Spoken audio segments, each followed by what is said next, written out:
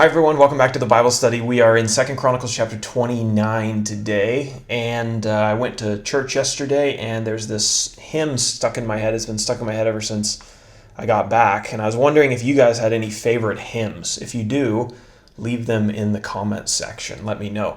I'd be interested in knowing if there's any interesting ones out there, or if they're kind of like the old traditional favorites. Anyway, 2 Chronicles chapter 29, good king. We're going to talk about a good king for the next couple of chapters. We're going to talk about King Hezekiah. Hezekiah reigned in Judah, the southern kingdom, for 29 years.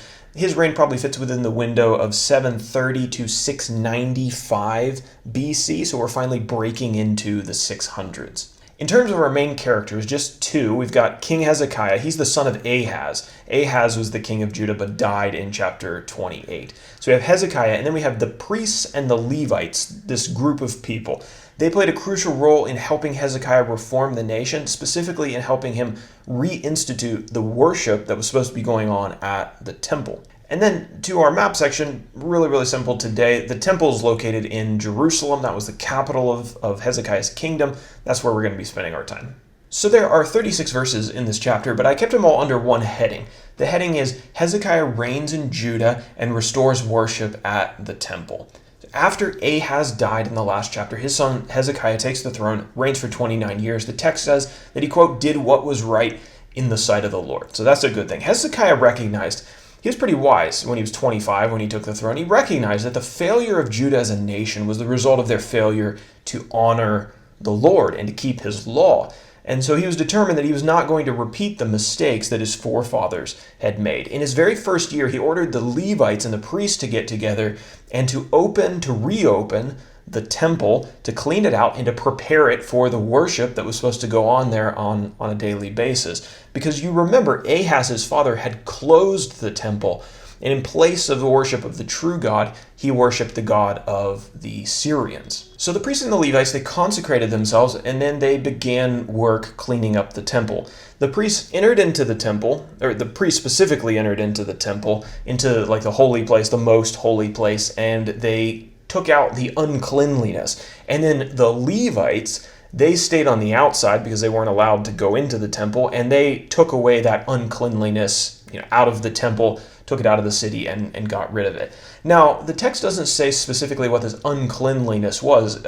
Certainly there was an aspect of it where it was just dirt and dust that had collected because the temple had been closed and locked up. But it may have a spiritual sense as well, spiritually unclean things. Maybe there were things in the temple related to idols and false gods. It took them 16 days to finish cleaning out the temple and to prepare the utensils that were needed by the priests to fulfill their sacrificial duties on a daily basis. When everything was prepared, Hezekiah and some of the officials sacrificed 7 bulls, 7 rams, 7 lambs, and 7 male goats as a sin offering for the people of Judah and their past neglect of following God's law. According to the Lord's command, Hezekiah also assigned the Levites to play instruments as part of the temple worship. They played cymbals, harps, lyres, and the priests had trumpets. Then Hezekiah ordered the priests to offer the burnt offering. And as this was going on, during the duration of the offering,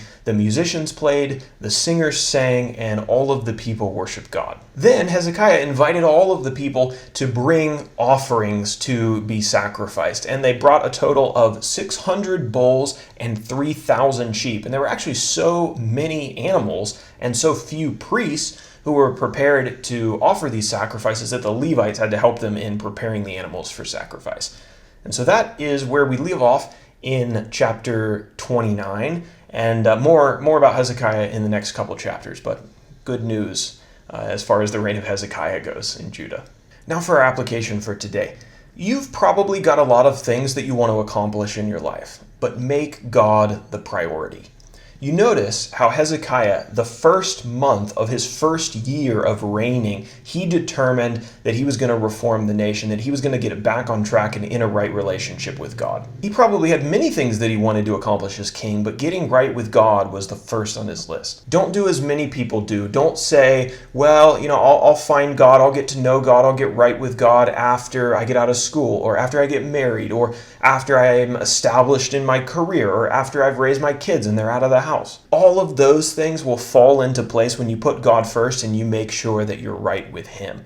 There isn't a single thing, not a single thing in life that should take priority over getting to know and getting right with your Creator.